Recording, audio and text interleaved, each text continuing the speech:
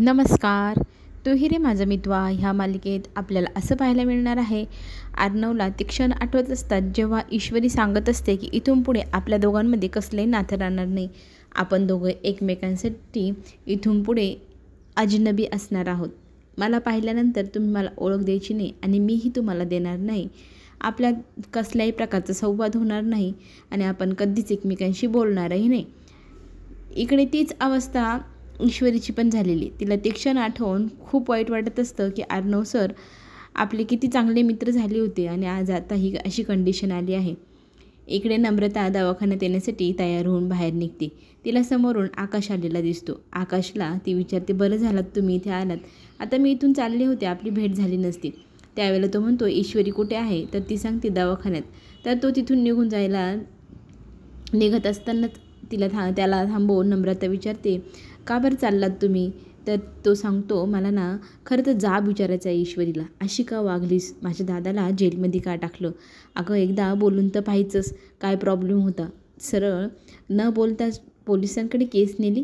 किती निर्दयी आहे ती. असं म्हटल्यानंतर आता नम्रताही तिची बाजू मांडू लागते.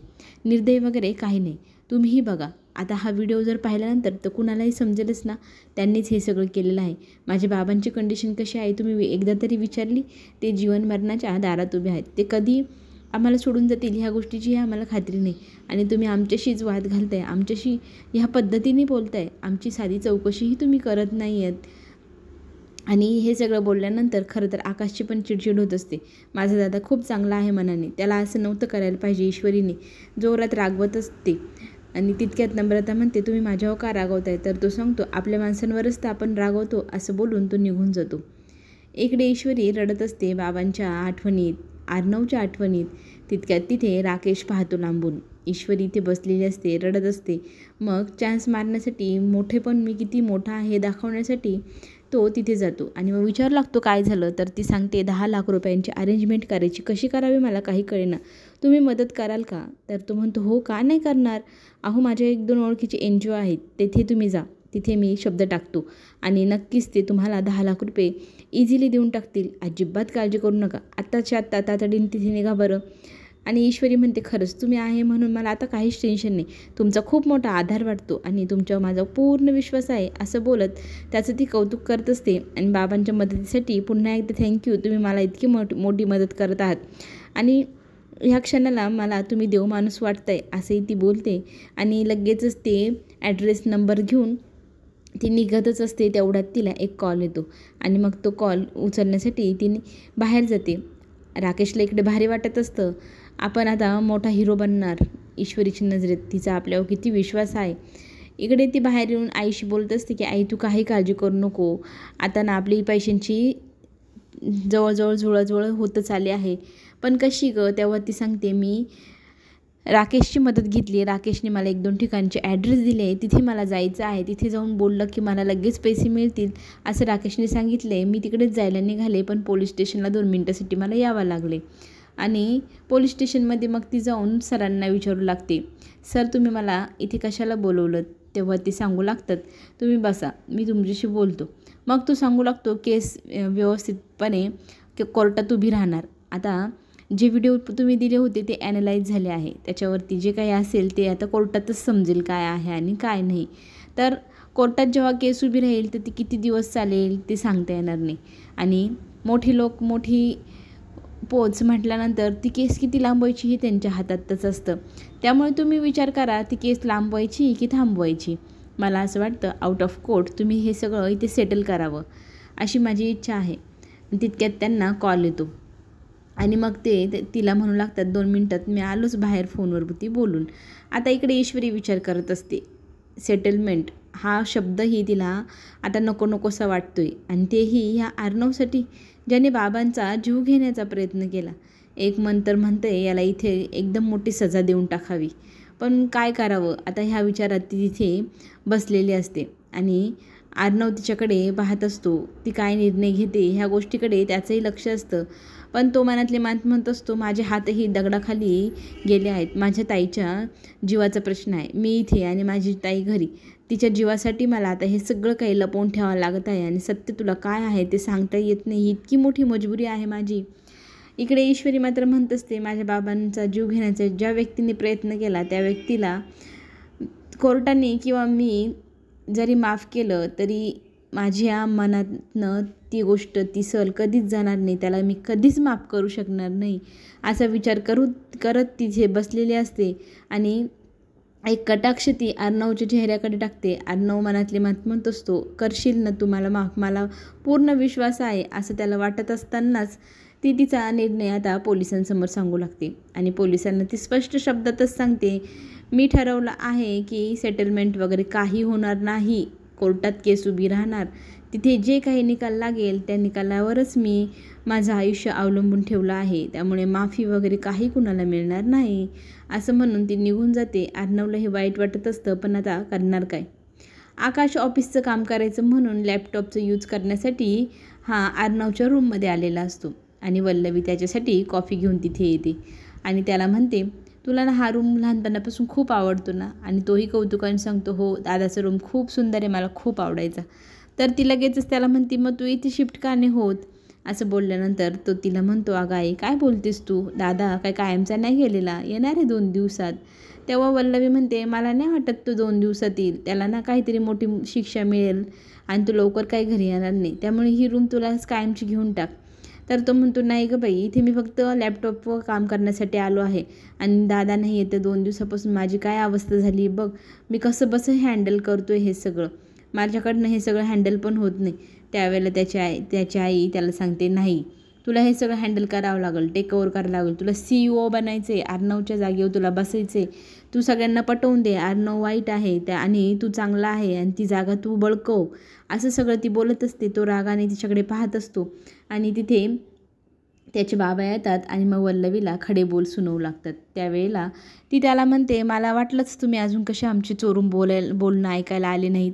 आणि तो म्हणतो, इतकी मोठमोठ्याने बोलते, चोरून काय ऐकायची गरज आहे, आणि तू जे बोलत आहे ते खूप वाईट आहे. तेव्हा ती म्हणते, नाही आपण लहानपणी त्या दोघांना सहारा दिला, आपण त्यांना लहानचं मोठं केलं आणि आता आपण त्यांची जागा कशी बळकवणार, ते आपला अधिकार आहे, आपलं आहे सगळं, आपल्यामुळे ती मोठी झाली आणि आज ती इतकी मोठी झाली. त्यावर ती नवरा बायकोचा वाद चालू असतो. कुणी आपल्याला चांगले दिवस दिले तर आपण ते विसरायचे नाही, कोणाचे उपकार विसरायचे नाही.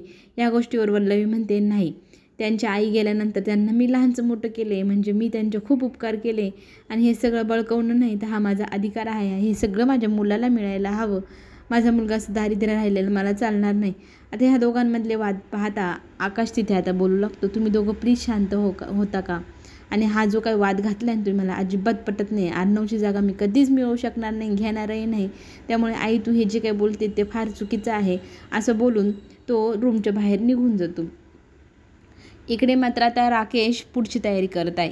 ईश्वरीला ॲड्रेस तर दिले, फोन नंबरही दिले, मदत मागायला सांगितलंही. आता तिच्या अनंत अडचणी कशा वाढतील हे तो पाहत आहे आणि सगळ्यांना फोन करून सांगतोय, ती अशी नावाची मुलगी येईल सरदेसाई म्हणून, तिला अजिबात थारा देऊ नका, ती चांगली मुलगी नाही आहे, तिला अजिबात कोणी मदत करायची नाही. असं सगळं इकडे प्लॅनिंग चालू असतं. इकडे ईश्वरीची आई देवाकडे प्रार्थना करत असते आणि आपल्या इंदोरच्या जागृत गणपतीला तिने नवस केला आहे, साकडं घातलं आहे की माझ्या नवऱ्याला लवकर बरं कर. आणि आता नम्रता तिला सांगू लागते, आई काय झाले. त्यावेळी ती म्हणते, अगं जय आत्या पैशांची सोय करायला गेली, त्याचीच तर वाट पाहतोय, मग आपल्या बाबांचं ऑपरेशन होऊ शकतं.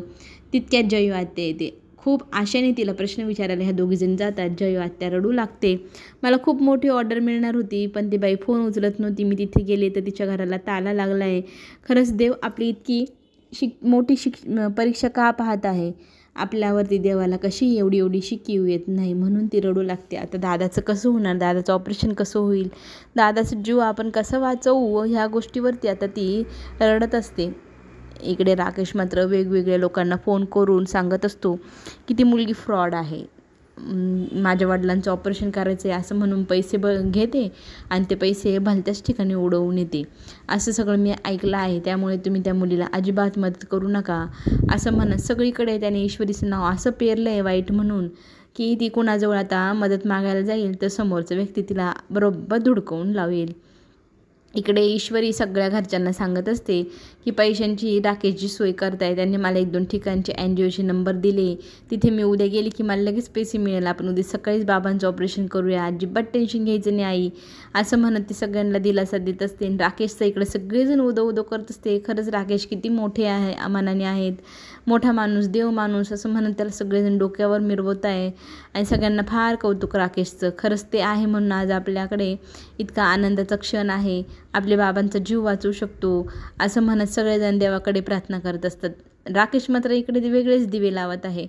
त्याला काही करून ईश्वरीचे वडील मेले पाहिजे आणि ते मेल्यानंतर त्याचा आरोप अर्णववरती ठेवून त्याला जेलमध्ये कायमचं सडवायचं आहे आणि त्याचा बिझनेस, त्याची बहीण, एकीकडे ईश्वरी, सगळं काही त्याच्या हातामध्ये राहणार, राजा किंग माणूस म्हणून जगणार असं स्वप्न तो पाहत असतो आणि त्याच्या स्वप्नांना पंखही तो देत असतो. खरंच पुढे जे काय होईल ते पाहायला आपल्या सगळ्यांनाच आवडेल. इकडे तिथे डॉक्टर येतात. डॉक्टर विचारू लागतात झाली की नाही पैशाची सोय. त्यावेळेला ईश्वरीची आई त्या डॉक्टरांना सांगते पैशांची सोय सकाळीच होणार, त्याच्यामुळे तुम्ही उद्या सकाळी लगेचच त्यांचं ऑपरेशन करायला घ्या, आमची काही हरकत नाही. डॉक्टरांचं एकच म्हणणं असतं की तुम्ही 10 लाख रुपये भरा, लगेच आम्ही ऑपरेशनला घेऊ, तुम्ही आम्हाला कळवा 10 लाख भरल्याचं, मग आपण पुढे पाहू.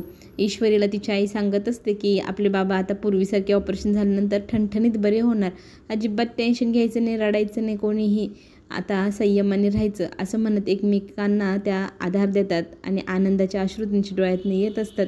इकडे ईश्वरीची आई सांगते की मी आपल्या इंदोरच्या जागृत गणपतीला साकडं घातलं आहे आणि नशीब बघ त्याच साकड्याच्या पराक्रमामुळेच आज त्यांची पालखी मुंबईत येत आहे आणि मुंबईत ती कोणाच्या घरी येते तर सुलोचना पाटील म्हणजे अर्णवच्या आजीच्या घरी येते.